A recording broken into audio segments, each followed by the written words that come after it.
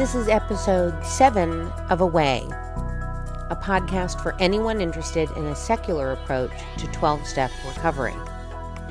I'm your host, Steph Roberts.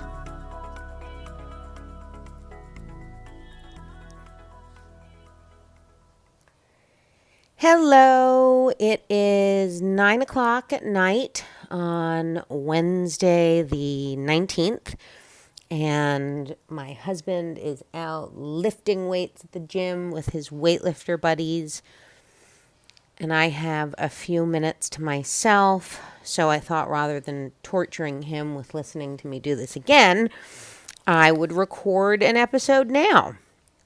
We left off in the last episode in the chapter more about alcoholism, and we finished up on page 39. So tonight I'm going to skip ahead and start on page 42 in the middle of the page. 2 of the members of Alcoholics Anonymous came to see me. They grinned, which I didn't like so much, and then asked me if I thought myself an alcoholic, and if I were really licked this time. I had to concede both propositions. They piled on me heaps of evidence to the effect that an alcoholic mentality, such as I had exhibited in Washington, was a hopeless condition. They cited cases out of their own experience by the dozen. This process snuffed out the last flicker of conviction that I could do the job myself. So this is another based on a true story in the big book. And the man speaking here is Bill Dotson, and he is considered AA number 3. And Bill and Dr. Bob are the 2 men who come to visit him in the hospital. And if you've ever seen that painting of a man on a bed with the 2 men speaking to him, the man on the bed is Bill Dotson, and the 2 men are Bill and Dr. Bob. I always like the based on a true stories in the big book, even if they're exaggerated or not exact. I just enjoy that. I enjoy that there's real history in here. My favorite part of that paragraph is they cited cases out of their own experience. The process snuffed out the last flicker of conviction I could do the job myself. This is a paragraph about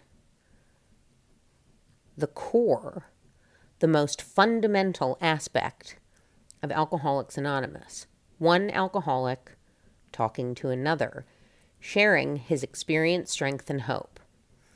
Because when someone tells me a story similar to mine, I immediately feel more open and more trusting. And what Bill and Dr. Bob did for Bill Dotson here is that very same thing that we do to this day, that is what matters most. Reach out our hands, share our experience, and give the other person permission to ask for help. I've said that before. That is a big part of steps 1 and 2. And when we, as members of AA with a little time behind us, reach out a hand and say, I'm here to help, that's our responsibility. And we are, for many people, giving them permission to say, thank you, I can't do it myself. Because that is a really hard thing to say for all humans, to say, I don't know how. It makes everyone, I think, feel vulnerable. And that, for many people, is a very scary place to be. Skipping down the page. Quite as important was the discovery that spiritual principles would solve all my problems. I have since been brought into a way of living infinitely more satisfying and, I hope, more useful than the life I lived before. My old manner of life was by no means a bad one, but I would not exchange its best moments for the worst I have now. I would not go back to it even if I could.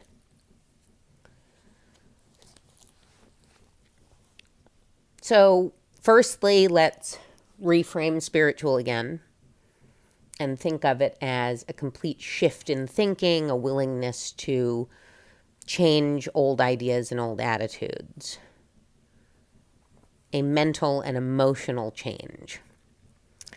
And honestly, wouldn't it be great if AA could solve all my problems? God or not, it doesn't. AA cannot solve all your problems. And quite frankly, it isn't meant to. It gets rid of a major problem that, in and of itself, created loads more problems. So some of those problems created by the drinking clear up relatively quickly. But a whole host of other problems become apparent for some of us. Maybe not for everybody. But having gone through some of the steps, you start to see other problems that you may have been blind to, you may have been willfully blind to, or completely ignorant of. One of mine, the thing that I couldn't clear up immediately by taking alcohol out of the picture, was terrible depression and paralyzing anxiety that included panic attacks and had an edge of agoraphobia. I caught it just in time that agoraphobia didn't take over. So neither AA or a supernatural higher power could solve those problems for me, right? I had to seek help outside the rooms. I wouldn't have been able to identify those problems if I hadn't put down the alcohol. The alcohol had for many years medicated those problems. And some would say it saved my life because perhaps if I hadn't had that medication, I would have taken more drastic measures. But that's theory. I don't know that for sure. When I originally stopped drinking, I was on a high for a while, proud of myself. I felt great. But the depression and anxiety started to make an appearance more and more in my life. Life was not unbearable in the same way it had been when I was drinking. But AA, and I really, this is an opinion, but it makes me really angry when people in AA say that you can't take any medicine of the sort that will affect your brain chemistry. That kind of attitude will lead to more relapses because I would argue that many more people have many more mental disorders in the rooms of alcohol that AA and the steps will not solve. That is not to say you need medication. There are other cognitive behavioral therapies that help. There are natural remedies that help. But if, like me,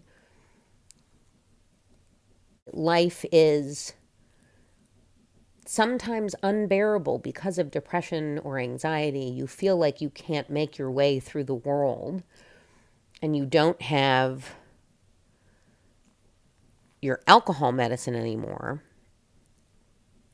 I beg of you to seek some therapy and some help. Zoloft and Lamictal and a great shrink have saved my life as much as AA. I would never have found those things if I hadn't come to AA, right? But I say with certainty that I would not have been able to stay sober and happy without them. I experienced a lot of physical symptoms when I had panic attacks and even just anxiety attacks. I would get nauseous, I would get irritable, all kinds of things.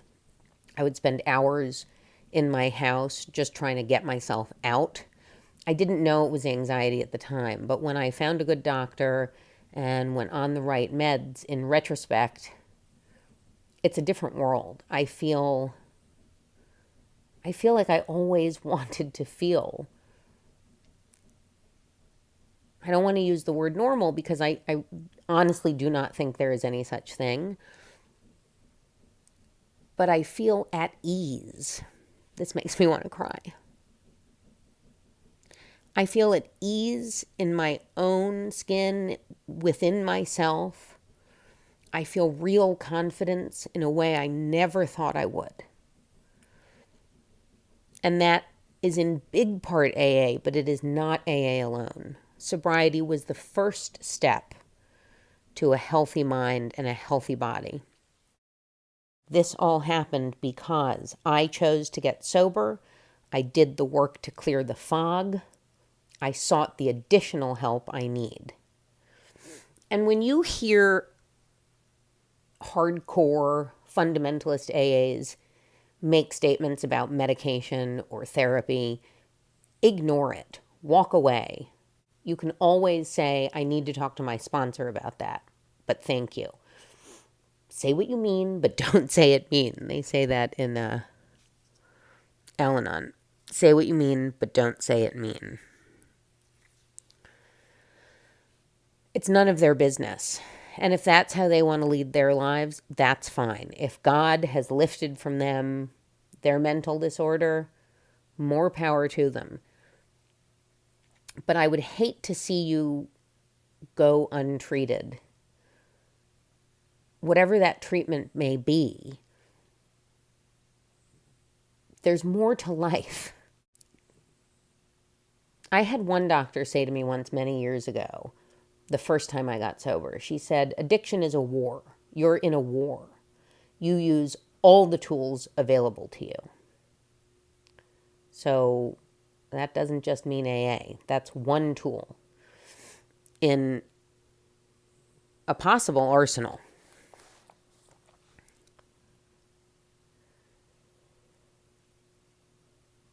AA, even without God, has done a wonderful job of getting rid of one of the biggest problems in my life, alcohol, which has allowed me, not God and no one else, it has allowed me to solve the other problems. I'm sorry I'm so sniffly. I think it's like a twitch, but I'm also really sniffly because of the heat and the cold air. I apologize. So the bottom of page 43. Once more, the alcoholic at certain times has no effective mental defense against the first drink. Except in a few rare cases, neither he nor any other human being can provide such a defense. His defense must come from a higher power. So let's immediately reframe higher power to mean the group. Here they wrote higher power and not God. That's kind of good. I choose to read this as I can't do it alone and no one else can do it for me. That means I need to ask for help, and just the act of asking for help is an act of humility, and one that means by default a power greater than you will emerge. For some, that's God, as well as the group. For me, it's only the group. I hope that makes sense. Just by asking for help, have people emerge to help us. Oh boy. So now we have chapter 4, We Agnostics. I'm going to preface the whole thing. While I still find huge parts of this book offensive, it's this chapter that infuriates me and continues to infuriate me. I have made peace with most of this book and see it for what it is or was, a great beginning to a great program, that has potential to be even better. It's got some interesting history in its pages and some great descriptions of real alcoholism. It tries hard to reach as many people as it can, considering especially the limitations of its writers. But this chapter, holy cow. It is meant to address or provide guidance to those struggling with the idea of a supernatural deity. So it's meant to help with step 3, came to believe that a power greater than us could restore us to sanity. In this humble reader's opinion, this chapter is a fail. But let's start getting into the nitty-gritty. In the first paragraph, final sentence, if that be the case, you may be suffering from an illness which only a spiritual experience will conquer. Let me remind you that spiritual does not have to mean supernatural. To one who feels he is an atheist or agnostic, such an experience seems impossible. But to continue as he is means disaster, especially if he is an alcoholic of the hopeless variety. To be doomed to an alcoholic death or to live on a spiritual basis are not always easy alternatives to face. So, in essence, they're saying it shouldn't be a tough choice, but to many, it is.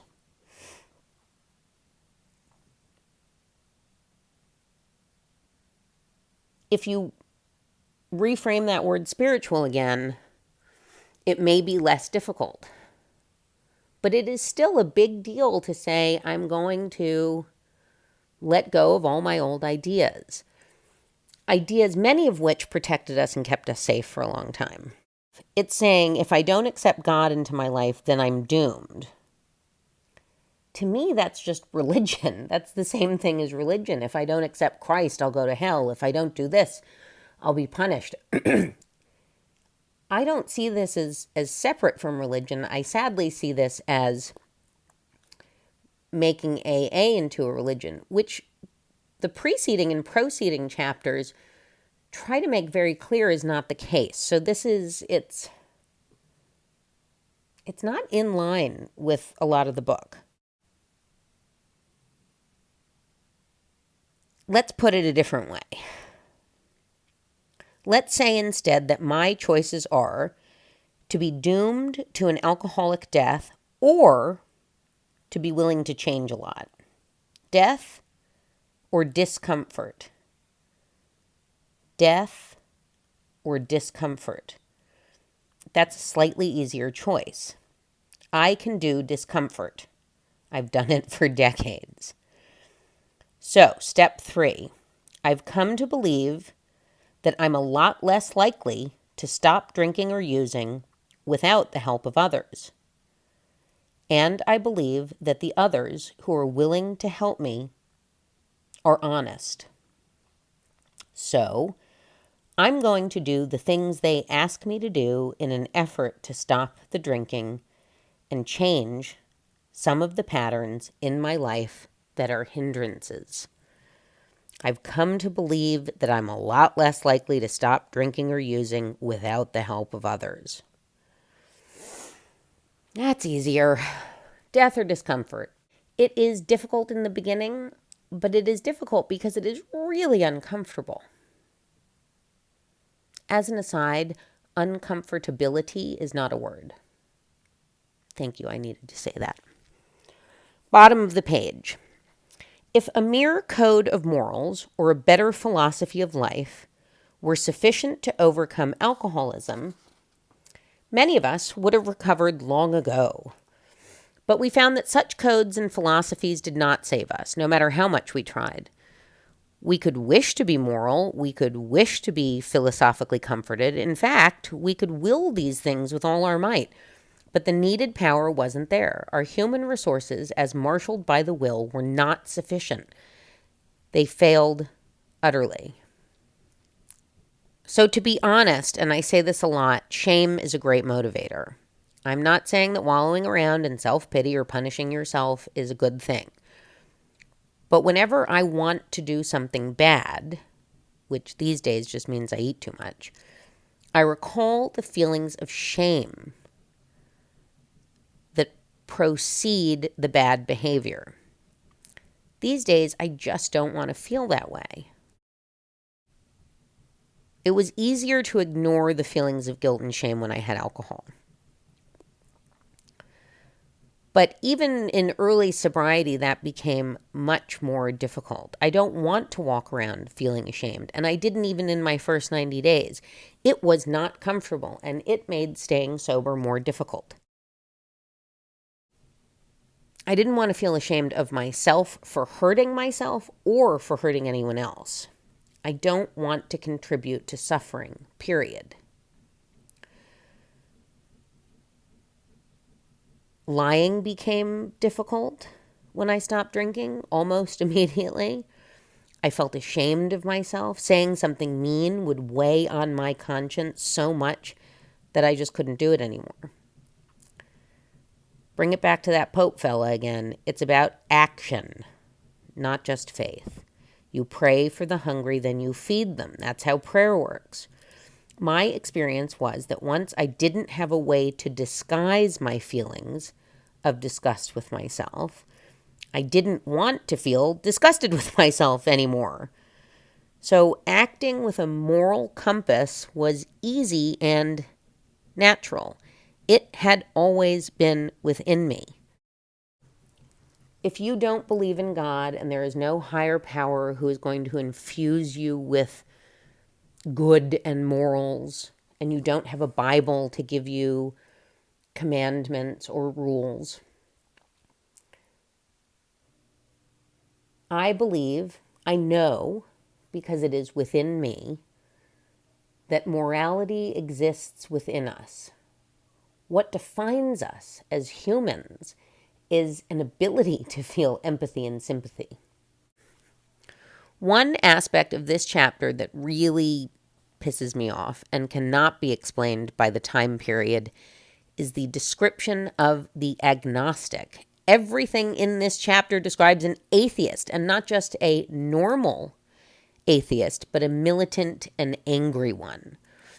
Agnostic is a standalone word, that is, not relating to faith in God, means in its simplest definition as a noun, a person who holds neither of two opposing positions on a topic.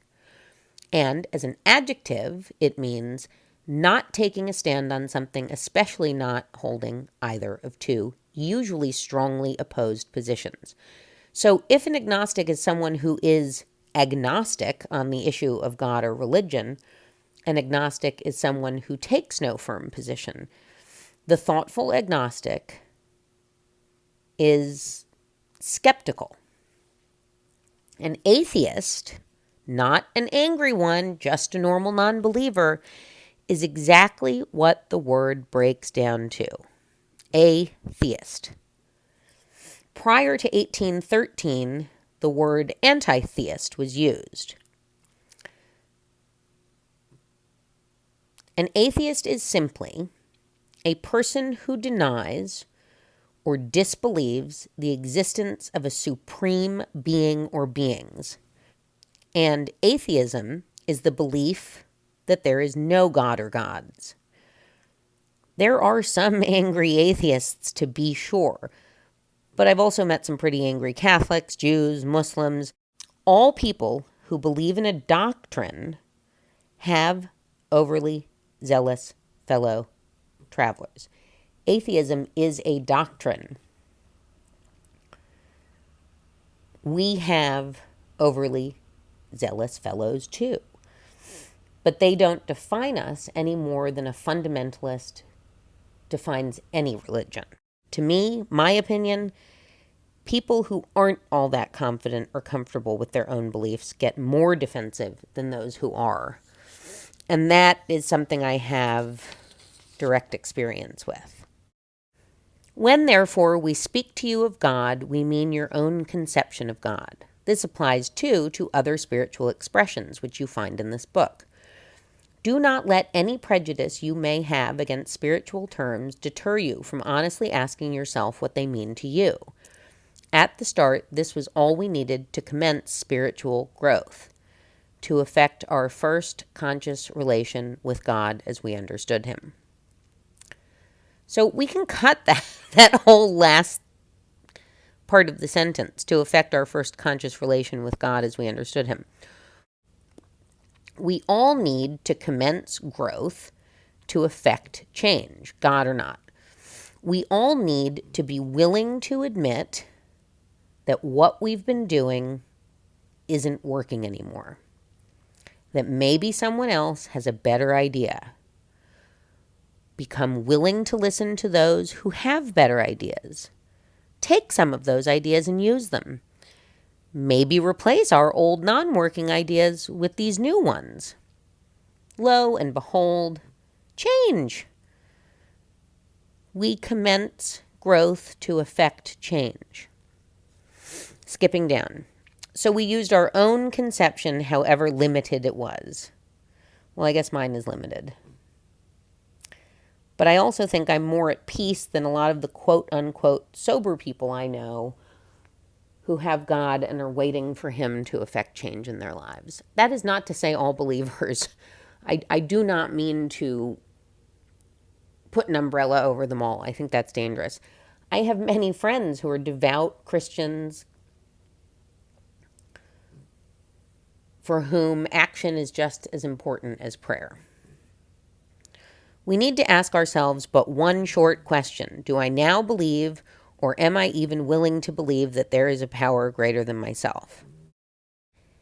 Step 2 for the atheist. Am I willing to believe that I cannot do this alone, but that I can do this with the help of others? Plain and simple. I hope this episode has helped. Thank you so much for listening. I welcome any questions, comments, or criticisms, and I hope that it's made you feel that together we can find a way.